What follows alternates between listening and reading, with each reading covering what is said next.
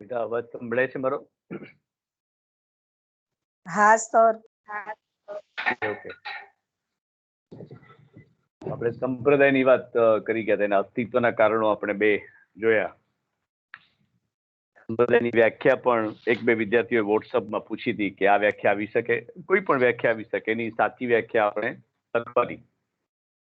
મેં તમને કહ્યું હતું કે સિદ્ધાંતોનો સમૂહ છે, સિદ્ધાંતોનું સંગઠન, એ પણ સંપ્રદાય કહેવાય.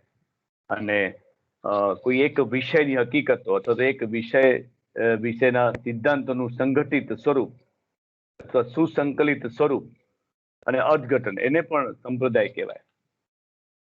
સંપ્રદાયને અંગ્રેજીમાં સ્કૂલ તરીકે ઓળખાય છે. મેં તમને સંપ્રદાયની વાત, જૂની વાત કરી હતી કે જૈન સંપ્રદાય, સ્વામિનારાયણ સંપ્રદાય, એવી છે જે એક જ વિષયને લગતો, એક જ વર્ગને લગતો, એક જ જાતિને લગતો સમૂહ હોય, એ સંપ્રદાય કહેવાય છે. તો અહીંયા જુદા મનોવૈજ્ઞાનિકો કોઈ એક વિષય ઉપર પોતાના મત આપે છે, પોતાના મંતવ્ય આપે છે, અભિપ્રાય આપે છે, તો એ સંપ્રદાય કહેવાય છે, જેને સ્કૂલ તરીકે ઓળખાય છે. આપણે વાત કરી ગયા હતા. પછી આપણે પ્રશ્નમાં આગળ વધ્યા હતા કે મનોવિજ્ઞાનમાં સંપ્રદાય અસ્તિત્વમાં શા માટે આવ્યા. તેમાં સૌથી પહેલું આપણે કારણ જોયું હતું કે પૂરતા સિદ્ધાંતોનો અભાવ.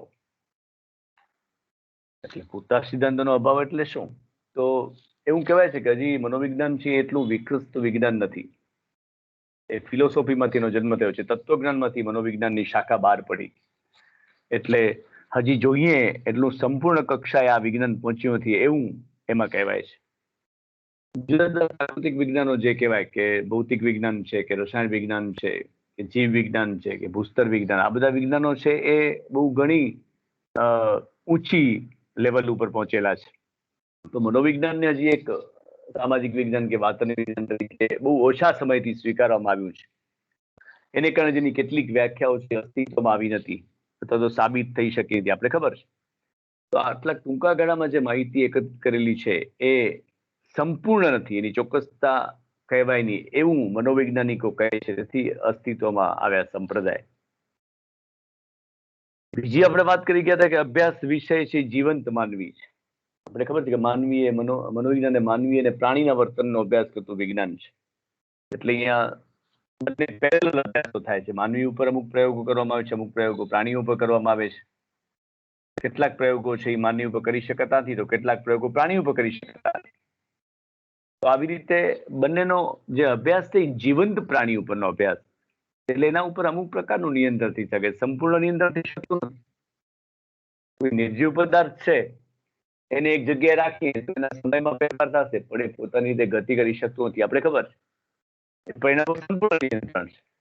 જ્યારે કોઈ માનવી છે કે પ્રાણી છે તો એના વર્તન ઉપર સંપૂર્ણ નિયંત્રણ કરી શકાતું નથી, એના ઉપર ઐચ્છિક નિયંત્રણ શક્ય છે.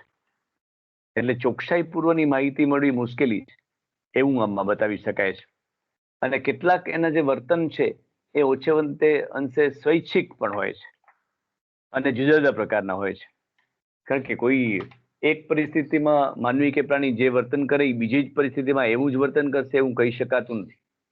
એના વિશે કોઈ પ્રિડિક્શન કે આગાહી કરી શકાતી નથી. એટલે સંપૂર્ણ ચોકસાઈ ભર્યા નિયમો એનામાં સ્થાપિત કરવા અઘરા છે. માત્ર અટકળ કે એનામાં ધારણા કે આગાહી જ કરવાની હોય છે, પ્રિડિક્શન કરવાની હોય છે. તો એને કારણે આ સંપ્રદાય અસ્તિત્વમાં આવ્યા છે. ત્રીજી વાત એ છે કે મનોવૈજ્ઞાનિકોના જે રસના વિષયો છે એ જુદા જુદા છે. એટલે અલગ અલગ હોઈ શકે ને. દરેક પ્રકારના જે પાસા છે, મનોવિજ્ઞાનના જે ઘટકો છે અથવા મનોવિજ્ઞાન સાથે સંકળાયેલી જેટલી બાબતો છે એ બધા વિશે દરેક વ્યક્તિઓનું, દરેક મનોવૈજ્ઞાનિકોનું અલગ અલગ મંતવ્ય છે. એટલે એના જે ક્ષેત્ર છે અલગ અલગ છે અને એને કારણે એ પોતાના ક્ષેત્રમાં એ પ્રસ્થાપિત કરવાનો પ્રયત્ન કરે છે, પોતાના ક્ષેત્ર વિશે એ પ્રદાન આપે છે. વર્તન છે તો વર્તન તો બહુ વ્યાપક વિષય છે, બિહેવિયર જેને કહેવાય છે. પરિસ્થિતિના સંદર્ભમાં માનવી કે પ્રાણીની ઉત્પન્ન થતી પ્રતિક્રિયાઓ એટલે વર્તન. જેવી પરિસ્થિતિ ઉત્પન્ન થાય એવું એનું વર્તન, એની પ્રતિક્રિયા હોય છે. પછી એનું સારું વર્તન હોય કે ખરાબ વર્તન હોય તો આપણે એના ભાગ પાડીએ છીએ. એનું આંતરિક વર્તન ને બાહ્ય વર્તન છે એની સમજ આપે છે. એવી પરિસ્થિતિ તો વ્યક્તિ થઈ જાય છે, વ્યક્તિ હાવભાવ બદલી જાય છે, આંતરિક ફેરફારો થાય છે. તે પરિસ્થિતિના સંદર્ભમાં વર્તન થાય છે. ડર લાગ્યો કોઈને, તેના બાહ્ય વર્તનમાં ફેર થાય છે. ભયભીત થયો તેના બાહ્ય વર્તનમાં ફેરફાર થાય છે. આનંદિત થયો તેના બાહ્ય વર્તનમાં ફેરફાર થાય છે. શોક એને લાગ્યો, દુઃખ થયું તેના બાહ્ય વર્તનમાં ફેરફાર ઉપરથી ખબર પડે છે. તો વર્તન એક વિષય છે, પણ એને લગતા જે મંતવ્ય છે, એને લગતા જે અભિપ્રાયો છે, દરેક મનોવૈજ્ઞાનિકોના અલગ અલગ છે. એટલે જ વર્તનવાદ, તો એમાં વર્તન સાથે સંકળાયેલા તમામ મનોવૈજ્ઞાનિકોની વાત આવી જાય છે. એનું ક્ષેત્ર. જેમ વર્તન છે, એમ કાર્ય છે, એમ રચના છે, એમ સમષ્ટિ છે, એમ મનનું વિશ્લેષણ છે, મનોવિશ્લેષણ, એમ વ્યક્તિલક્ષી વિજ્ઞાન, એમ પૃથક્કરણાત્મક વિજ્ઞાન, એમ ઘણા બધા વિષયો, ઘણા બધા પાસાઓ મનોવિજ્ઞાનની અંદર રહેલા છે. અને દરેક પાસા કે દરેક વિષયો ઉપર દરેક મનોવૈજ્ઞાનિક પોતાનો દ્રષ્ટિકોણ ધરાવે છે, પોતાનો અભિગમ ધરાવે છે, પોતાના સિદ્ધાંતો સ્થાપિત કરે છે, સાબિત કરે છે. એટલે એવું કહી શકાય છે કે આપણે સમગ્ર બાબતનું આપણે સમજાવી શકાતું નથી, એના વિશે અટકળ થઈ શકે છે. કારણ કે દરેકના મંતવ્ય, દરેકના અલગ અલગ છે. વ્યાપ ઘણો વિશાળ છે, એકદમ વિશાળ સમષ્ટિ છે, પણ દરેક વ્યક્તિ પોતાની રીતે એના ઉપર ભાર મૂકે છે. વર્તનની મેં તમને વાત કરી તો ભયનું અભિસંધાન છે એ શાસ્ત્રીય અભિસંધાન આધારિત વોટસને દર્શાવેલું છે. વાતાવરણવાદમાં વોટસન વાતાવરણને મહત્વ આપે છે, કેટલાક મનોવૈજ્ઞાનિકો વારસાને મહત્વ આપે છે, કેટલાક મનોવૈજ્ઞાનિકો વાતાવરણને આપે છે. વોટસનજી વાતાવરણને મહત્વ આપે છે. વર્તનવાદ ખરું, પણ એની અંદર વાતાવરણવાદ ઉપર વધારે મહત્વ આપે છે. બાળકને વાતાવરણ બહુ મહત્વનું છે. એમણે એક ચેલેન્જ પણ આપી કે મને 1 ડઝન તંદુરસ્ત બાળકો આપો, 1 ડઝન તંદુરસ્ત બાળકો, હેલ્ધી ચાઇલ્ડ આપો, અને એ 12 બાળકોમાંથી રેન્ડમલી, એટલે કે યદચ્છ રીતે કોઈ પણ એક બાળકને હું પસંદ કરું, અને હું માગું છું એવું તમે વાતાવરણ પ્રોવાઈડ કરો, હું માગું છું એવું તમે વાતાવરણ આપો, તો એ બાળકને હું ચોર, લૂંટારો, ભિખારી, વકીલ, ડોક્ટર, એન્જિનિયર, ન્યાયાધીશ, ડોક્ટર, એન્જિનિયર કોઈ પણ બનાવી શકે, શિક્ષક બનાવી શકે. એટલે એનો કહેવાનો મતલબ એ છે કે વર્તન ખરું, પણ વાતાવરણ છે એના માટે મહત્વનું છે. કેટલાક મનોવૈજ્ઞાનિકો વારસાને મહત્વ આપે છે કે વારસાને કારણે આવું વર્તન વ્યક્તિ કરે છે. તો આ દરેક પ્રકારના જે પ્રદાન છે એ મનોવિજ્ઞાનના સંપ્રદાયનો અસ્તિત્વ ટકાવી રાખવા માટેના પ્રયત્ન કરે છે, પણ એ વાસ્તવિક રીતે એ મજબૂત નથી. એના પાયાઓમાં તફાવત છે, એના દ્રષ્ટિકોણમાં તફાવત છે, અને તેને કારણે એ અસ્તિત્વમાં સંપ્રદાય કે વિચારધારા અસ્તિત્વમાં આવી છે. છેલ્લી જે વાત છે એ એનું કારણ છે એ છે મનોવિજ્ઞાનનો વૈવિધ્યપૂર્ણ વિકાસ. હવે એક બાજુ આપણે એમ કહીએ છીએ કે મનોવિજ્ઞાનમાં સિદ્ધાંતોનો અભાવ થયો છે, અને બીજી બાજુ આપણે ઓપોઝિટ વાત એવી કરીએ છીએ કે એ વિરોધાભાસ બતાવીએ છીએ કે અત્યારના સમયમાં, છેલ્લા સમયમાં જે મનોવિજ્ઞાને વિકાસ કર્યો છે એ બહુ જબરજસ્ત વિકાસ કર્યો છે. એટલે કે વર્તમાન સમયમાં મનોવિજ્ઞાનની જે શાખાઓ છે એ બહુ વધારે પડતી મહત્વની દર્શાય છે. અને જ્યારથી પ્રયોગોની સ્થાપના થઈ, જ્યારથી પ્રયોગની વાત થઈ, પ્રયોગશાળાની સ્થાપના થઈ, ત્યારથી મનોવિજ્ઞાનનો વિકાસ અવિરત ચાલ્યો છે. એટલે શરૂઆતનું જે કારણ છે એ કારણથી વિરોધાભાસમાં આ કારણની વાત બતાવી શકાય. અમુક પ્રકારના ચોકસાઈપૂર્વક પ્રયત્નો શરૂ થયા છે, અને એને કારણે અંધશ્રદ્ધા જતી રહી છે, વહેમ જતા રહ્યા છે. આપણે ખબર છે કે પેલા આત્માનું મનોવિજ્ઞાન એ વ્યાખ્યા સ્વીકારે નથી, કારણ કે આત્મા છે એ જોઈ શકાતો નથી, અને જેનું પ્રત્યક્ષ નિરીક્ષણ ન થઈ શકે એ મનોવિજ્ઞાન માને નહીં, મનોવૈજ્ઞાનિકો એને માને નહીં. પછી જુદા જુદા મનોવૈજ્ઞાનિકોએ આત્મા વિશેની વાત કરેલી છે, આત્માના પ્રકારો દર્શાવેલા છે. આપણે નવાઈ લાગે કે આત્માના શું પ્રકારો, પણ આત્માના પ્રકારો એમણે દર્શાવ્યા છે, એના વિશેની ચર્ચા કરેલી છે. એટલે વિવિધ પ્રકારની વાતો છે એ જુદા જુદા મનોવૈજ્ઞાનિકો પોતાના અભ્યાસના આધારે, પોતાના અવલોકનના આધારે, નિરીક્ષણના આધારે એ કરી શકે છે. મનોવિજ્ઞાનમાં સૌથી મહત્વનું પ્રદાન હોય તો મનોવિજ્ઞાનમાં ઉપયોગમાં લેવામાં આવતી પદ્ધતિઓ છે. આપણે એફવાયમાં વાત કરી હતી. નિરીક્ષણ પદ્ધતિ, મુલાકાત પદ્ધતિ, પ્રશ્નાવલી પદ્ધતિ, મનોવૈજ્ઞાનિક કસોટીઓ, સર્વેક્ષણ પદ્ધતિ, નિદર્શન પદ્ધતિ. તો આ બધી પદ્ધતિઓ છે. એ પદ્ધતિઓને કારણે મનોવિજ્ઞાનમાં વિવિધ વિકાસ થઈ રહ્યો છે. એટલે ચોકસાઈપૂર્વક અભ્યાસ થવાનો પ્રયત્ન થઈ રહ્યો છે. પ્રયોગોને કારણે વ્યક્તિની બાબતો જાણી શકાય છે. વ્યક્તિની માનસિક ક્રિયાઓ, ધ્યાન છે, સ્મૃતિ, વિસ્મૃતિ વગેરે વિશેનું નિરીક્ષણ હવે એવું જાણવા મળ્યું છે કે અમુક પ્રકારની બાબતો છે એ મનોવિજ્ઞાન સાબિત કરી શકે છે. મનોવિજ્ઞાનની એટલી બધી શાખાઓ છે કે એને કારણે, એ શાખાઓને કારણે પણ મનોવિજ્ઞાન વૈવિધ્યસભર લાગે છે. આપણે જે પેપર ભણી છે બધી શાખાઓ જ, આપણે એફઆઈમાં જે ભણી ગયા હતા એ બધી શાખાઓ જ. સામાન્ય મનોવિજ્ઞાન, બાળ મનોવિજ્ઞાન, એ બધી શાખાઓ જ. અત્યારે જે ભણીએ છીએ એ શાખા જ. સંપ્રદાય સિદ્ધાંત એક શાખા જ. વિચારધારા કયા પ્રકારની હોય એ શાખા જ. મનોરોગ શાસ્ત્ર એ પણ શાખા જ. સમાજ મનોવિજ્ઞાન એ પણ શાખા જ. અને બીજી 6 શાખા આપણે ટીવાયમાં ભણવાના છે કે જેમાં પ્રાયોગિક મનોવિજ્ઞાન, અસાધારણ મનોવિજ્ઞાન, સંશોધન પદ્ધતિ, આંકડાશાસ્ત્ર, શરીરલક્ષી, અસાધારણ, આ બધી શૈક્ષણિક, આ બધી શાખાઓ આપણે ભણવાના છે. મનોવિજ્ઞાનનો વિકાસ ઓછા સમયમાં પણ બહુ ઘણો ઝડપથી થયો એવું અહીંયા કહે છે. એટલે પહેલું કારણ છે અહીંયા થોડુંક ખોટું સાબિત થાય.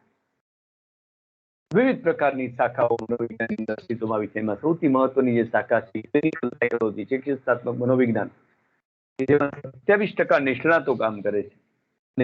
પેટા પ્રકારોમાં અસાધારણ મનોવિજ્ઞાન, મનોરોગશાસ્ત્ર, એ બધી શાખાઓ આવે છે. ઇન્ડસ્ટ્રીયલ સાયકોલોજી, ઔદ્યોગિક મનોવિજ્ઞાન, તેનામાં માનવયંત્ર વિજ્ઞાન, સંગઠન મનોવિજ્ઞાન, એવી વિવિધ પ્રકારની શાખાઓ અસ્તિત્વમાં આવી છે.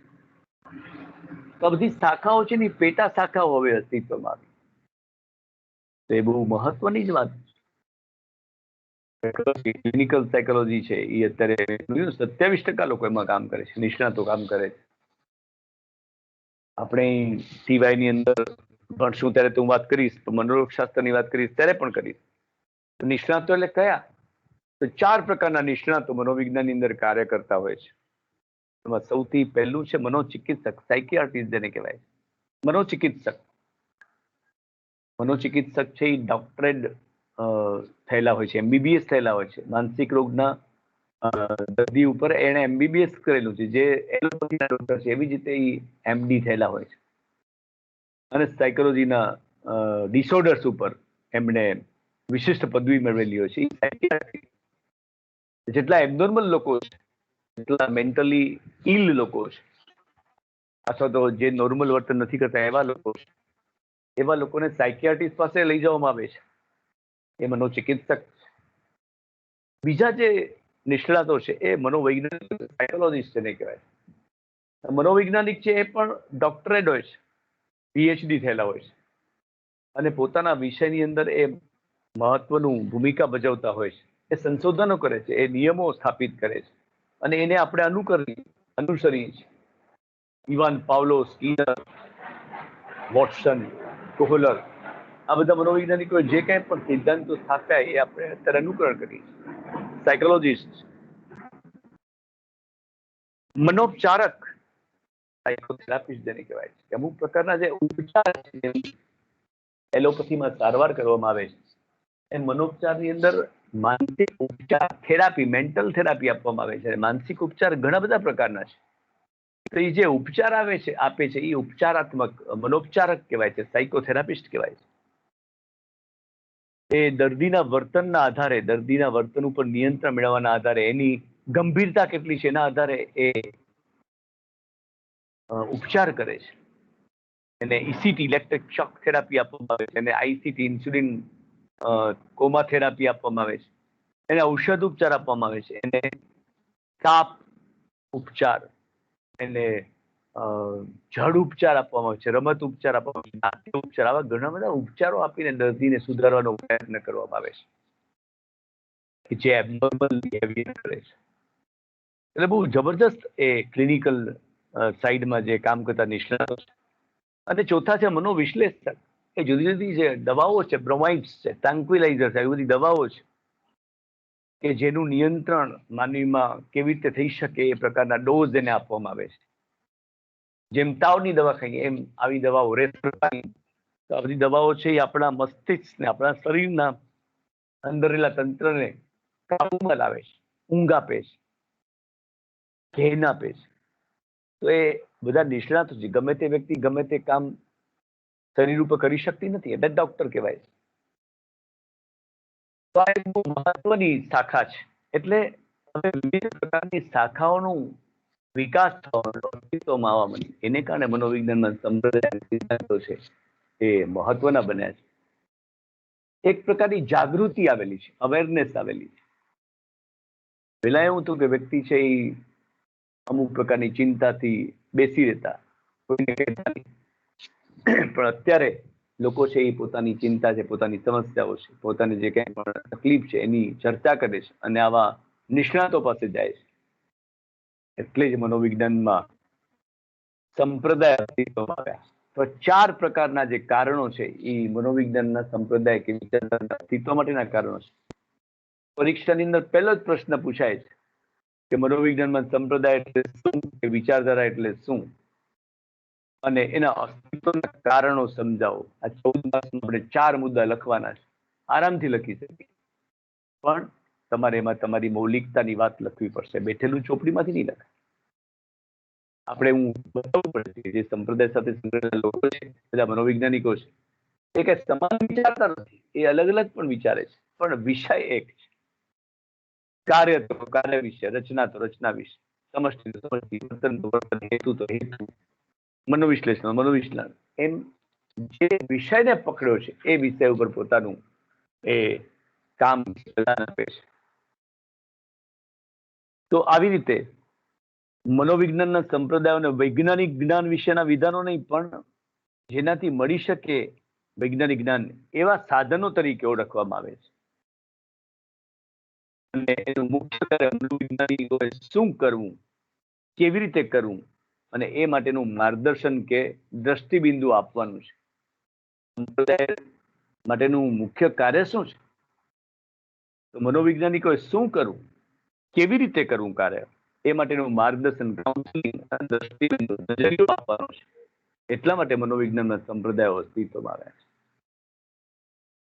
તો પહેલો ટોપિક આપણે અહીંયા નકરો પણ થિયરીને લગતો પૂરો કરી છે.